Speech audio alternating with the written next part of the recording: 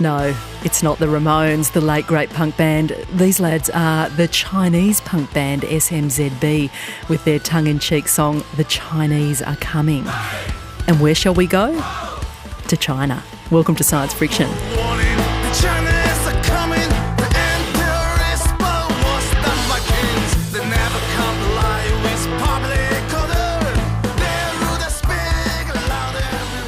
There's a thriving black market in all sorts of things. There was a story in The Economist several years ago now that actually, the lead of the story, the first paragraph, it read like something out of a Hollywood mafia movie.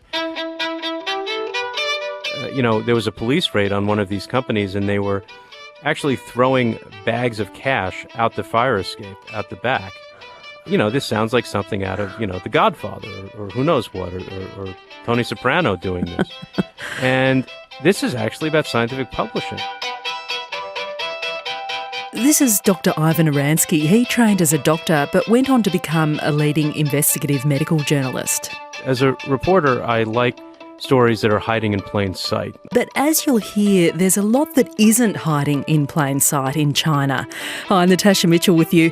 For China in Focus this week on ABC RN, we are digging into scientific fraud. Certainly, we dig further. We file public records requests. We try and get documents. We try and get people to leak things to us. We do all of that work. But the nugget of the story often begins with something that's hiding in plain sight, and retractions were a really completely undercovered area. Ivan is co-founder of an influential blog called Retraction Watch. We thought, here's a really good, treasure trove, we can really mine this vein. So Retraction Watch serves as a watchdog, unearthing and exposing scientific misconduct and fraud. And often a problem with a scientific study really only comes to light after the fact, after it's been published and absorbed by the world scientific community. When a scientific journal retracts or pulls a paper from publication, something is wrong, sometimes very wrong.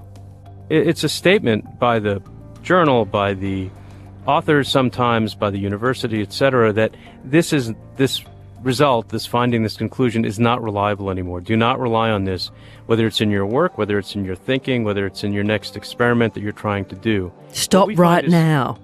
Yes. Right. There is literally a big red watermark on the PDF of this paper.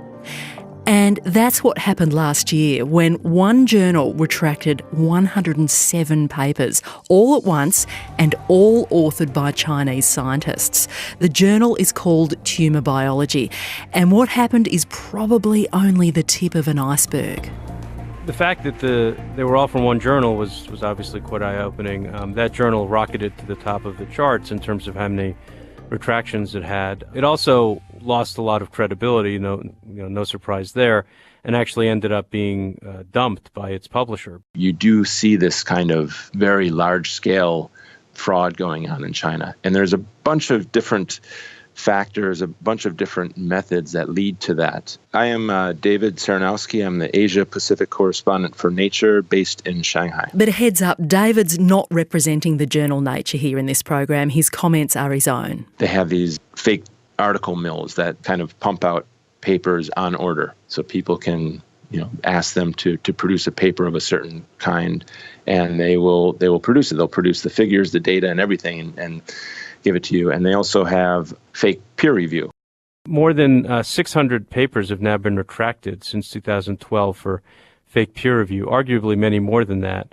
And what is fake peer review? Because for people who aren't familiar with the peer review process and its absolute importance in the scientific process, what's happening? What have you been detecting? What's supposed to happen with peer review is that if I have made a finding and I'm very excited and I write a paper about it, I submit it to a journal, and then that journal editor, deciding whether he or she wants to even pursue the manuscript, if he or she does, then that person will send it out to usually 3, sometimes 4 peer reviewers. So these are peers. These are other scientists who have some expertise in my area.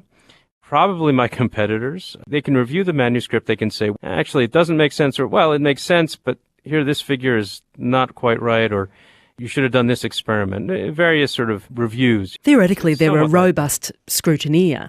Theoretically, they are. And in terms of even when something does go through the sort of proper peer review, quite frankly, we see a lot of cases where things are not caught. They really should be. I mean, when a paper's published, and the minute it's published, someone is posting online saying, that figure looks funny, or this is wrong, you do have to wonder, where were the peer reviewers? What were they doing?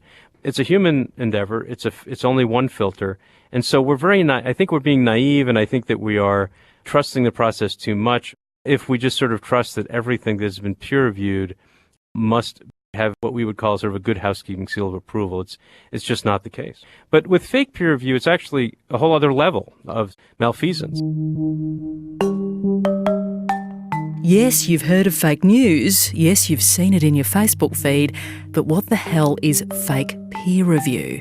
Well, it's where either an individual scientist or a company representing that scientist will submit a paper, and when they submit the paper to the journal, they will give some peer reviews, some names of peer reviews and the email addresses, and say, please contact this person because they will help you evaluate my paper. And when they give these names of peer reviewers, the journal then goes to them and asks them, is this paper okay? But the email addresses they have basically take them back to the company or to the individual who is trying to publish the paper. And of course, then they just give the paper rave reviews. That's extraordinary, and that was, to a great extent, the reason for the mass retraction by the journal Tumour Biology last year. That's right. That's where they were caught on most of that. I requested an interview with the editor-in-chief of the journal Tumour Biology, which has recently changed publishers. He didn't reply to my request. But what of the hundreds of scientists who allegedly engaged fake peer reviewers to get into that relatively lo-fi cancer research journal? Then people say, well, wow, that's quite devious. Why didn't they just apply all of that work and that effort and that ingenuity to science? And that's an excellent question. Sometimes we've had the chance to talk to some of these people who've committed the fake peer reviews. Have you? But most of the time they don't. The very first case we reported on, it was someone from South Korea. He ended up having to retract 28 papers for this. And he actually, he did a very interesting thing, which I suppose nowadays is just, what certain politicians do, but he blamed it on the people that he had hoodwinked. He actually said, well, if those editors had been paying attention, then they would have seen the problem. Yes, I've broken into the bank, but, if you would just hire a better security guard, I wouldn't have been able to do that.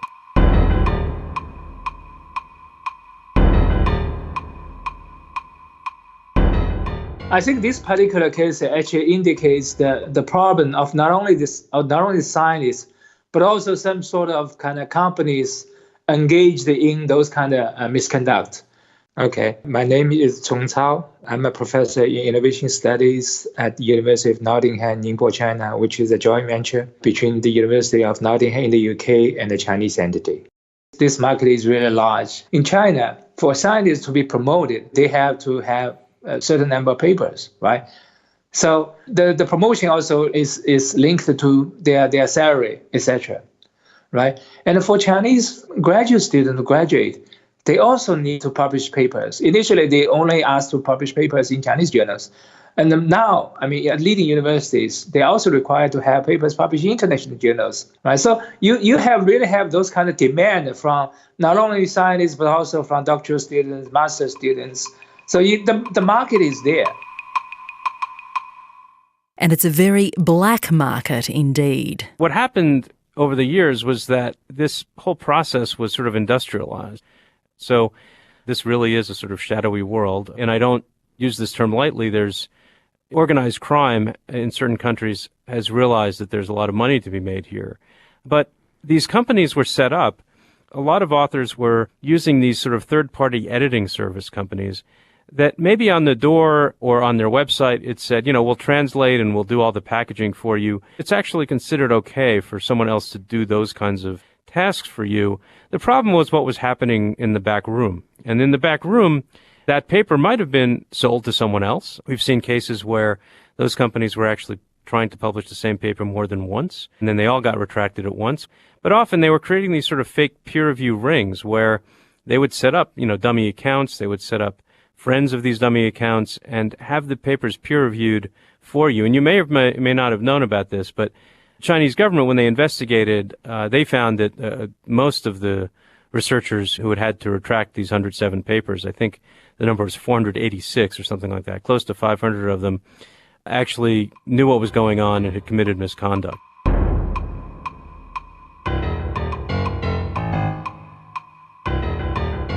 But it goes well beyond this. I've seen a lot of faked CVs in China. People put other people's publications on their resumes to get jobs or promotions or whatever. So there's a very large-scale problem and very multifaceted problem with fakery in China. So they even provide fake data? Yes. Wow, that's wild, isn't it? Yes, that's true, yeah. I mean, what does this kind of black market mean for Chinese science and indeed global science, do you think? It's a threat. It's a kind of challenging for the international scientific community to figure out whether a particular piece of research coming out of China is genuine or fake. Whether it's genuine or fake. So this is very, very difficult. Yeah, so that's kind of reputational damage to Chinese science as a whole is huge. That also means why, the Chinese government really wants to step in to do something. The image issue, so... Well, it's kind of more than an image issue, isn't it? It's Yeah. But I think from the leadership perspective, probably the image issue is more important than anything else, so... It's a very risky situation for Chinese science, isn't it? Because it can mean that people just turn away and don't trust science coming out of China. And given the scale of investment in Chinese science, it really does undermine the whole enterprise. I completely agree with you. That also endanger international collaboration between Chinese scientists and their peers outside China. So if those sort of things continue to be happening, it's going to be very, very difficult for China and for Chinese scientists to go abroad. So.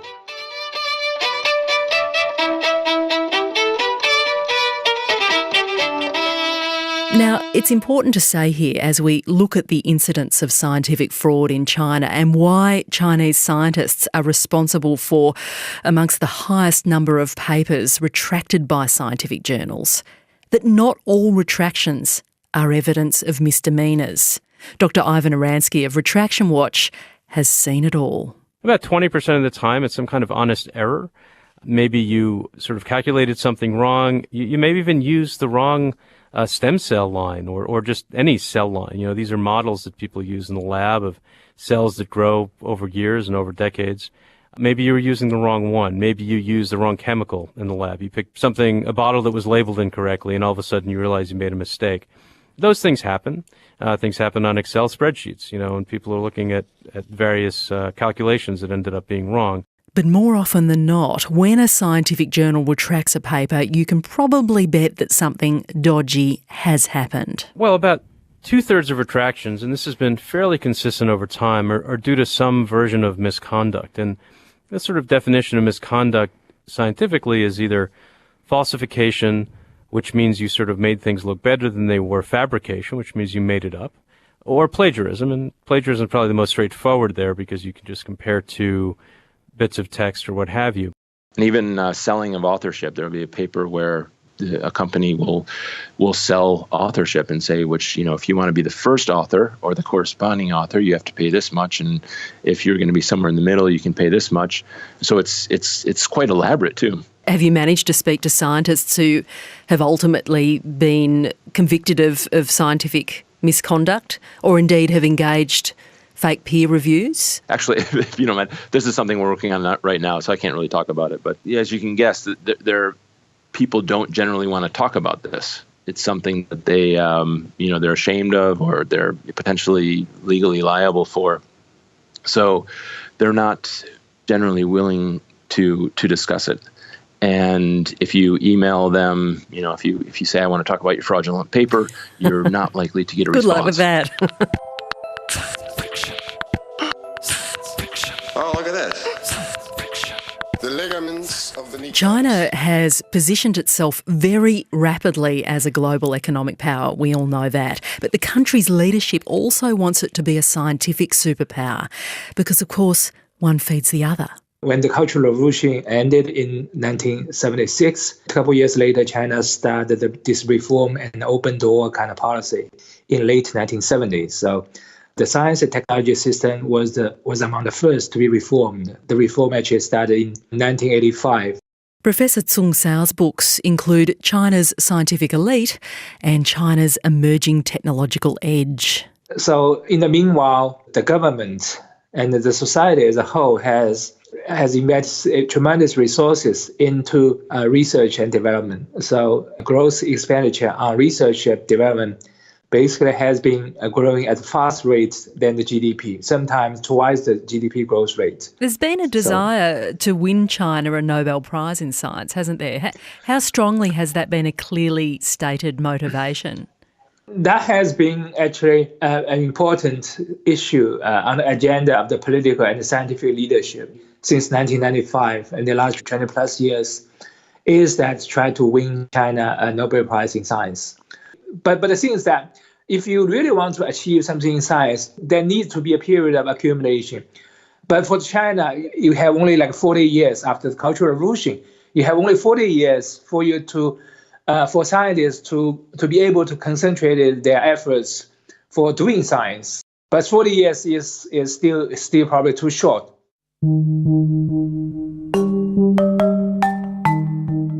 President Xi Jinping has said explicitly that he wants China to become a global power in science and technology. What have you observed happening in an effort to position China as a global science power?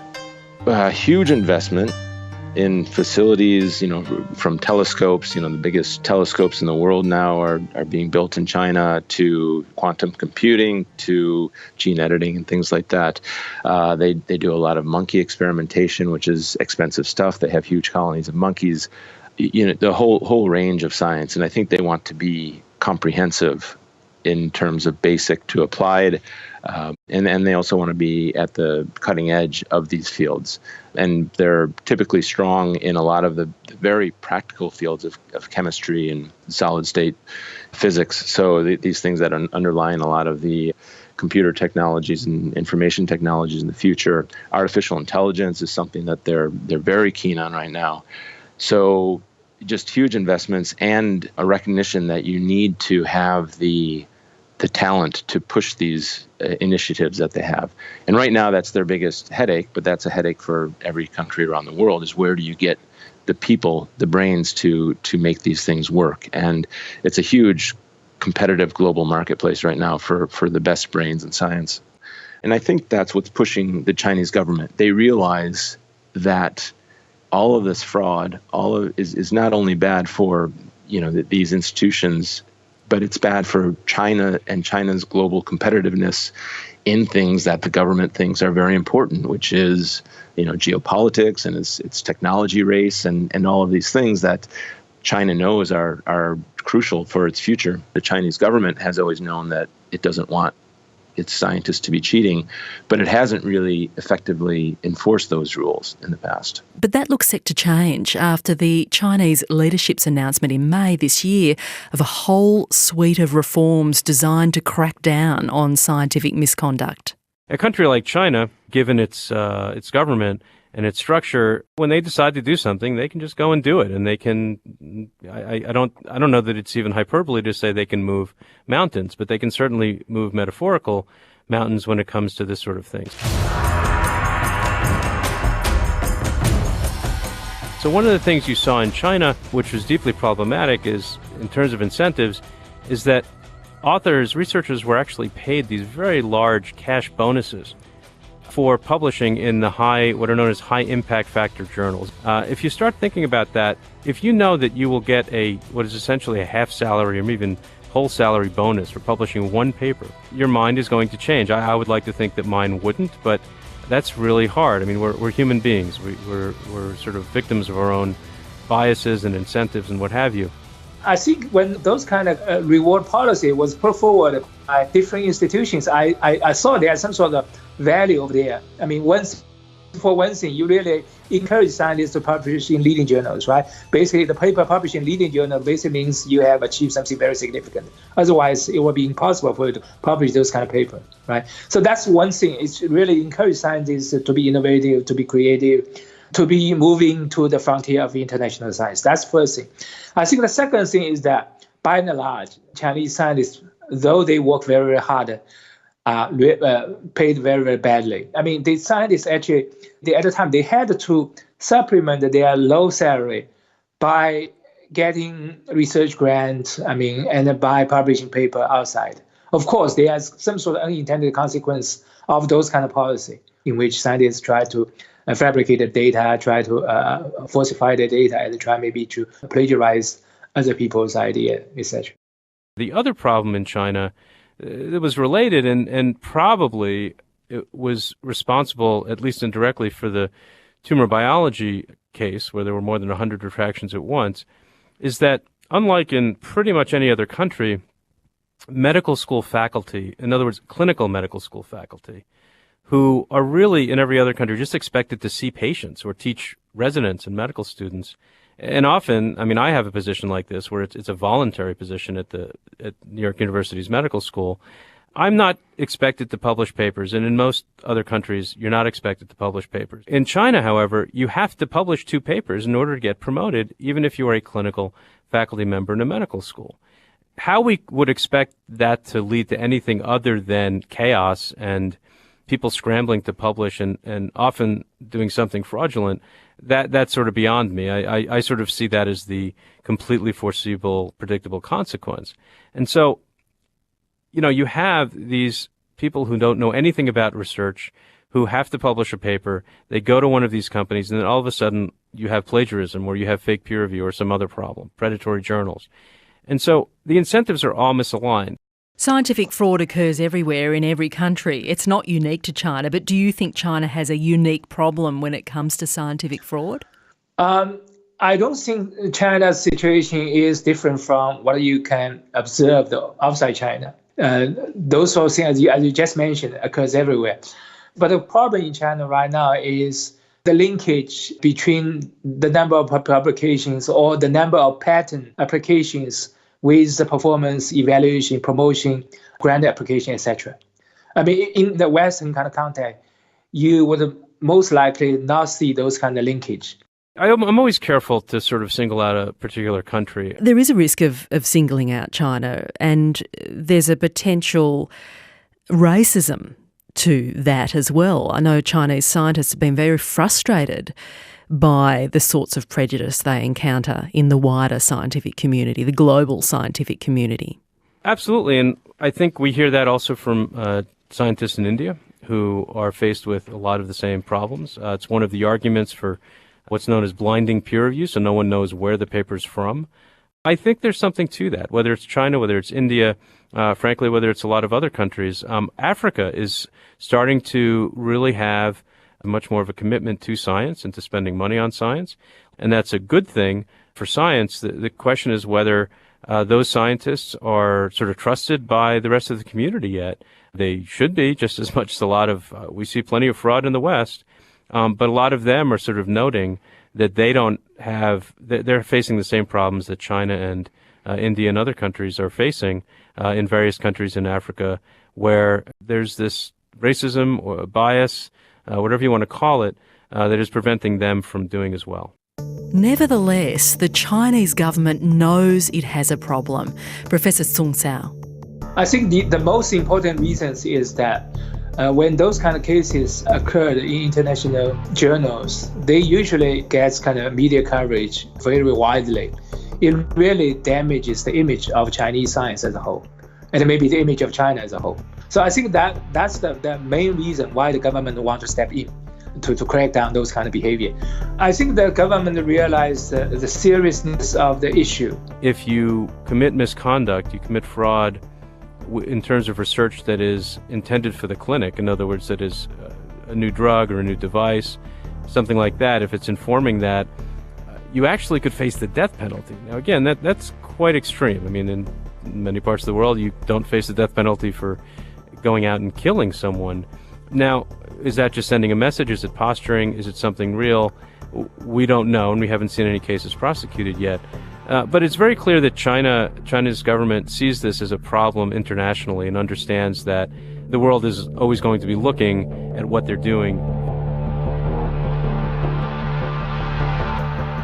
So the Chinese government, right up to the top leadership of the Chinese Communist Party, have made a recent announcement about scientific misconduct.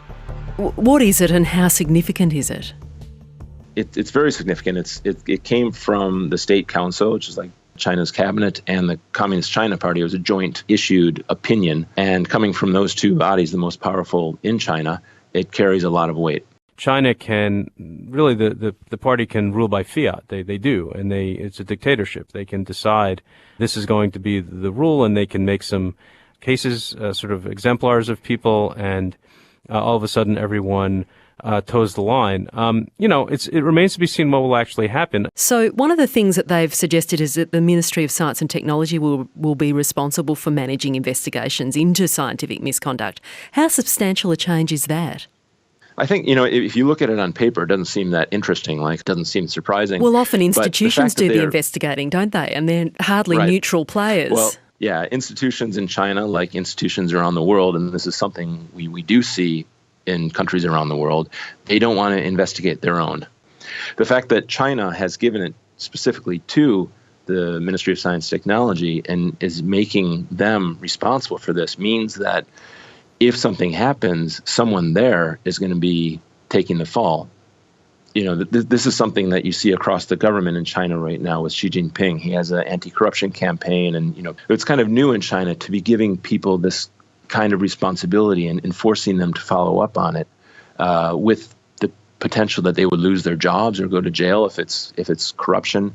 Researchers themselves can be put on a blacklist, either a lifelong blacklist, or they won't be able to get grants anymore. They can lose positions, they can lose their honorary positions of some sort. If they're an academician, they can lose all this. And basically that's their life, that's their career. So basically they could lose their career. It'd be all over. As a scientist, yes. How punitive could the Chinese government get with their punishments of scientific misconduct? I think they are going to get punitive. In a sense, they're getting very systematic about how they're going to punish these people and how they're going to make it stick. There's other areas of science or other countries. Yes, the Chinese policy shift risks scaring the wits completely out of Chinese scientists, doesn't it? And that in itself is not conducive to a transparent, open-spirited culture of science necessarily. No, you obviously, you need carrots and you need sticks. And so it's good to have sticks. And I think that certainly the Chinese government has created a lot of sticks. The question is, will they and others create the carrots that will actually encourage good behavior? If we want to see a scientific culture and if we want to see a sort of robust, what we refer to as, reproducibility culture, in other words, let's make sure things actually work and we don't just cut corners, then we need to actually encourage good behavior, whether it's data sharing, whether it's encouraging people to check one another's work, whether it's what we refer to as post-publication peer review, the idea that we should reward people who come forward about problems in other people's work, not in a punitive way, but actually looking at it and saying, hey, that's a problem, we should do something about it, and giving people the chance to correct the record.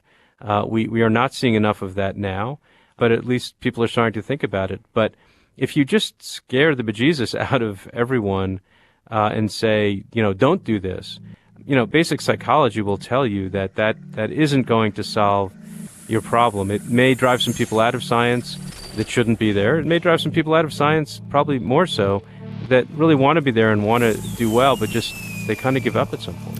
When you talk to scientists who are doing their job right, I don't think they generally fear this. They follow their data and they feel pretty confident about it. And when they feel confident about it, they'll publish it. We haven't seen a real case by using this kind of policy, but so we don't know what's going to happen. But the thing is, if for ordinary kind of scientists, it's probably not a big issue. right? So, but if something happened to a very famous scientist, so how government is going to deal with that case is going to be kind of test to be seen. So whether it's really serious about the issue. And thank you to co-founder of Retraction Watch, medical journalist Dr. Ivan Oransky, and to Professor Tsung Sao and science journalist David Sironoski. You can check out all the other shows bringing you China in Focus specials across ABC RN. abc.net.au/RN is the place to head. Great, really thought-provoking stuff to wrap your ears around. I highly recommend it. I'm Natasha Mitchell. Thank you to Joe Kahn and Kerry Dell. Tweet me anytime at Natasha Mitchell. Love to hear from you.